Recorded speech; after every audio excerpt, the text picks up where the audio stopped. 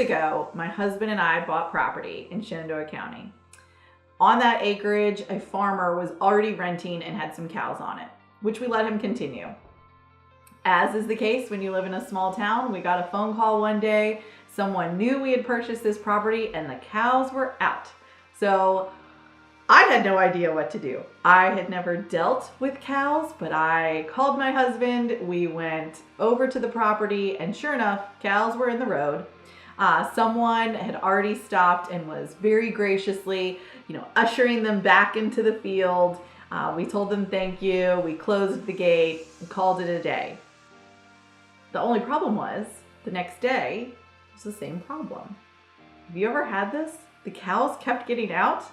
We put them back in, and this time we walked around the property and realized that there was a spot in the fence that was down. So they weren't just magically getting out. They weren't getting out through the gate, but they were getting out through this hole in the fence. Now, what does this story have to do with process improvement? Well, just like we can take a lot of time getting cows back into the field and chasing cows out here in the country, we often spend a lot of time chasing problems at work. We can become more efficient and effective if we identify areas for process improvement and then use a framework for making these changes. So first, let's talk about identifying areas for process improvement. There are a few questions that we can ask ourselves. The first question is this a recurring issue? Do your cows keep getting out? The second question is, am I having to react quickly when the issue arises? Does this become a distraction or a derailment in my day? For example, when someone calls and says your cows are in the road, do you need to hurry up and go get them? The third is, am I the only person who can resolve this issue? Don't have a great analogy for that one with the cows. Luckily, we live in a great community where everyone is willing to put your cows back in the field. But if your answer to any of these questions is yes, you're likely spending too much time chasing problems.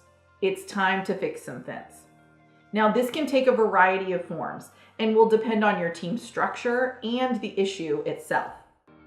So, what would that be? Let's talk about a framework for fixing your fence. You can do these steps on your own, or you can take a team approach. Again, it really depends on the issue you're dealing with. This can be a really formal process that you work through, or it can be something that you do at your desk on a whim as the issue arises. So the first step in this framework is articulating the issue. To go back to the cow analogy, are we leaving the gate open, or do we have a busted fence? Knowing what the problem is will lead you to very different solutions. So it's important to take that moment to identify what the problem is at hand, and then develop an understanding of what is behind the problem and why is it occurring. Maybe we don't have all of the data, and that could be something that we need to do. We need to figure out a little bit more about the problem, but taking the time to articulate that is very important. The second step is to brainstorm solutions. Get creative on how you want to address the problem. Do you need to create a new process? Do you need to improve an existing system? Do you need to mentor or train people? Or do you need some sort of combination of approaches?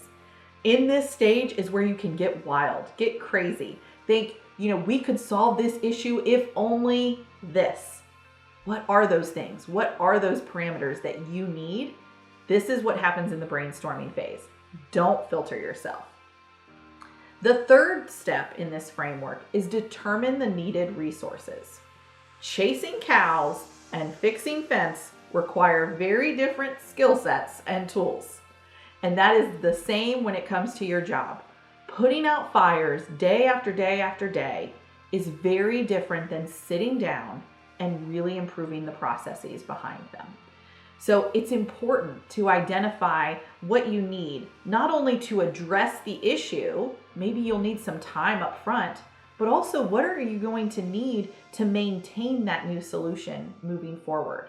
Again, if you have taken the time to get wild and crazy in your brainstorming phase, you may have many different resource needs depending on the solution, and that is okay. The next step is to implement. So you're going to select your solution, again, dependent on, your team, dependent on the resources needed, dependent on the outcome that you're desiring, and you're going to move forward. You may be rounding up cows while you fix your fence. Again, how many times have we heard building the plane as you fly it? That's okay. You may not be able to push pause on all of your operations while you improve these systems. You're rounding up those cows while someone else is fixing the fence.